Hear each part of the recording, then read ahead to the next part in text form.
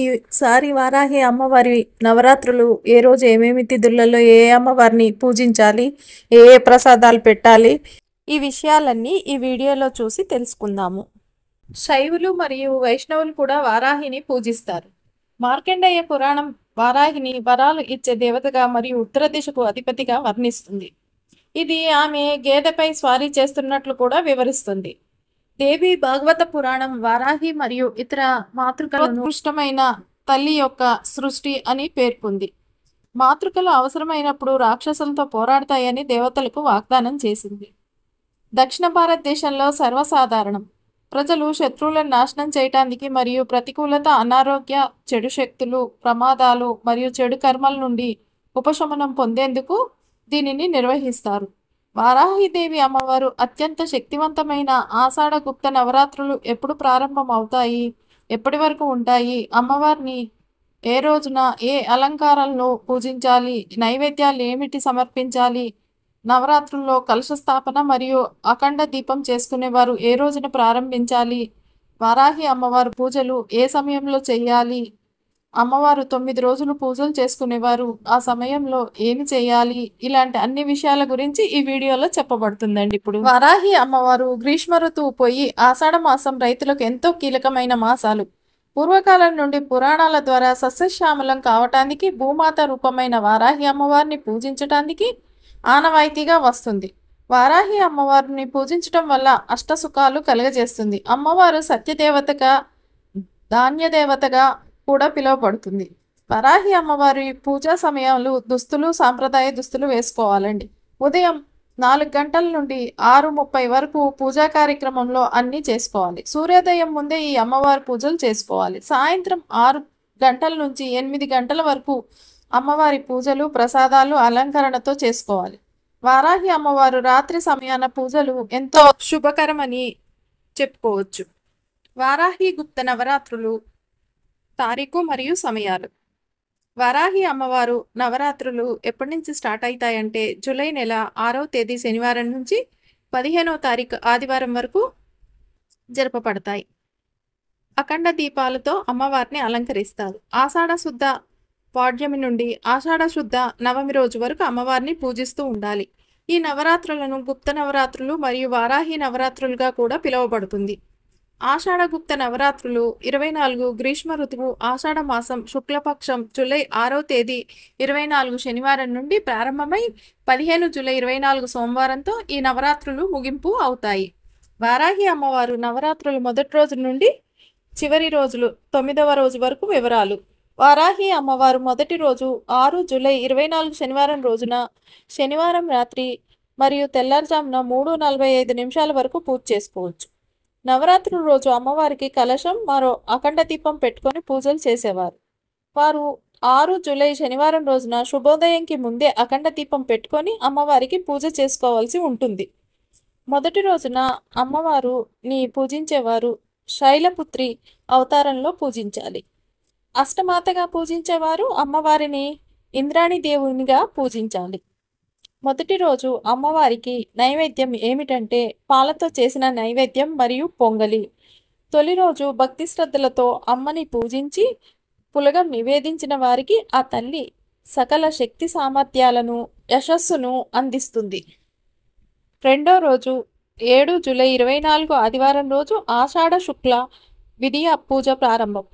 6 July శనివారం తెల్లారుజామున 3:49 నుండి ప్రారంభమై 7 జూలై ఆదివారం తెల్లారుజామున 4:17 వరకు శుక్ల విధియ ఉంటుంది.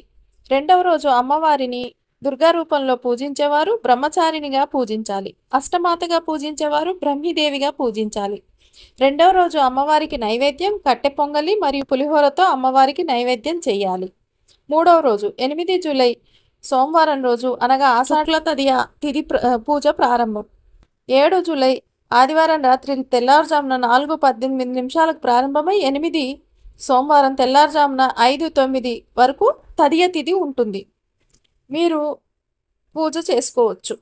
మూడవ రోజు అమ్మవారికి పూజించేవారు దుర్గాదేవిగా పూజించేవారు చంద్రఘటగా దేవిగా పూజించాలి. అష్ట అమ్మవారిని పూజించేవారు వైష్ణవి దేవిగా పూజించాలి. మూడవ రోజు అమ్మవారికి నైవేద్యం బెల్లంతో చేసిన పాయసం మరియు కొబ్బరి అన్నంతో అమ్మవారికి సమర్పించుకోవాలి. 4వ రోజు 9 జూలై మంగళవారం రోజు. ఈ రోజు తిథి ఆషాఢ శుక్ల చవితి తిథి. పూజ ప్రారంభం 8 జూలై సోమవారం తెల్లారుజామున 5:10 నుంచి ప్రారంభమై 10 జూలై బుధవారం ఉదయం 6:38 వరకు చవితి తిథి ఉంటుంది. అప్పుడు పూజలు చేసుకోవచ్చు. 4వ రోజు అమ్మవారిని పూజించేవారు దుర్గాదేవిగా పూజించేవారు కూష్మాండ దేవిగా పూజించాలి. అష్టమాతల్లో అమ్మవారిని పూజించేవారు మహేశ్వరి దేవిగా పూజించాలి. 4వ రోజు అమ్మవారికి నైవేద్యం దద్దోజనం మరియు అల్లం గారెలు అమ్మవారికి సమర్పించుకోవాలి. ఇంకా 5వ రోజు 10 జూలై బుధవారం తిథి రోజు ఆషాఢ శుక్ల పంచమి తిథి పూజ ప్రారంభమవుతుంది. 10 జూలై బుధవారం ఉదయం 6:39 పూజ ప్రారంభమై 11 జూలై గురువారం ఉదయం 8:22 వరకు పంచమి తిథి ఉంటుంది. అప్పుడు పూజలు చేసుకోవచ్చు. 5వ రోజు అమ్మవారిని పూజించేవారు నవదుర్గాదేవిగా పూజించేవారు స్కందమాతగా పూజించాలి. అష్టమాతతో పూజించేవారు కౌమరీదేవిగా పూజించాలి. 5వ రోజు అమ్మవారికి నైవేద్యం పెసరపప్పుతో చేసిన అన్నం మరియు దద్దోజనం అమ్మవారికి సమర్పించుకోవాలి. 6వ రోజు 11 జూలై గురువారం ఆషాఢ శుక్ల షష్ఠి తిథి రోజు. పూజ ప్రారంభం 11 జూలై గురువారం ఉదయం 8:23 ప్రారంభమై 12వ రోజు శుక్రవారం ఉదయం 10:17 వరకు షష్ఠి తిథి ఉంటుంది. పూజలు చేసుకోవాలి. 6వ రోజు అమ్మవారిని పూజించేవారు నవదుర్గ రూపంలో పూజించేవారు కాత్యాయని దేవిగా పూజించాలి. అష్టమాత రూపంలో పూజించేవారు చాముండి దేవిగా పూజించాలి. అమ్మవారికి నైవేద్యం పులిహోర అన్నం లేదా కేసరి స్వీట్తో అమ్మవారికి సమర్పించుకోవాలి. 7వ రోజు 12 జూలై శుక్రవారం రోజు ఆషాఢ శుక్ల సప్తమి తిథి పూజ ప్రారంభం. 12 జూలై శుక్రవారం ఉదయం 10:18 నుండి జూలై 13 శనివారం మధ్యాహ్నం 12:18 వరకు సప్తమి తిథి ఉంటుంది. అమ్మవారిని పూజించుకోవచ్చు.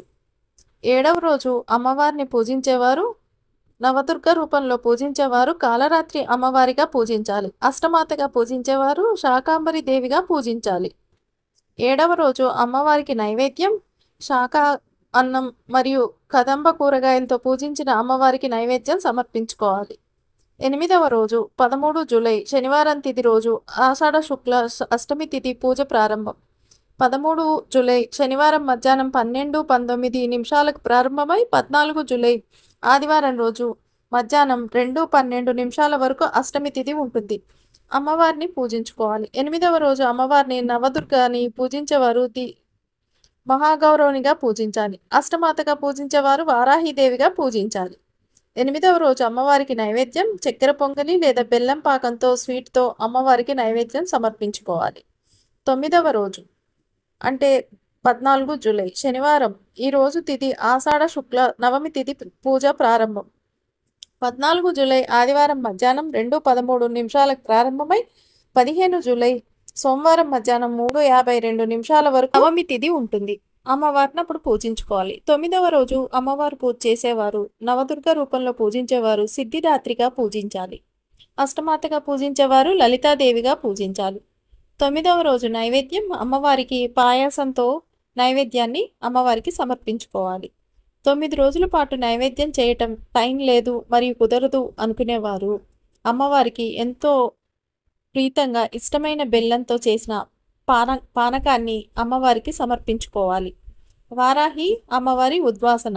9 రోజులు అమ్మవారికి పూజలు చేసుకునేవారు వారాహి అమ్మవారి ఉద్వాసన రాత్రి సమయంలో పూజ చేసేవారు.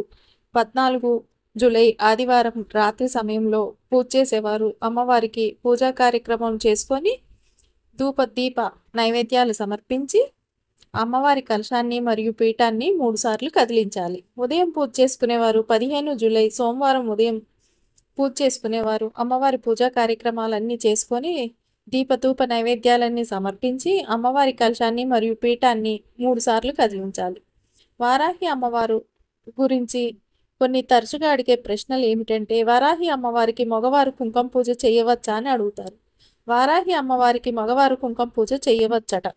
వారాహి అమ్మవారు పూజలో కలశం మరియు అఖండ దీపం ఖచ్చితంగా పెట్టాలని కూడా అనుకుంటారు. అమ్మవారి పూజలో కలశం మరియు అఖండ దీపం మీకు ఆనవాయితీగా ఉంటే మాత్రమే పెట్టండి.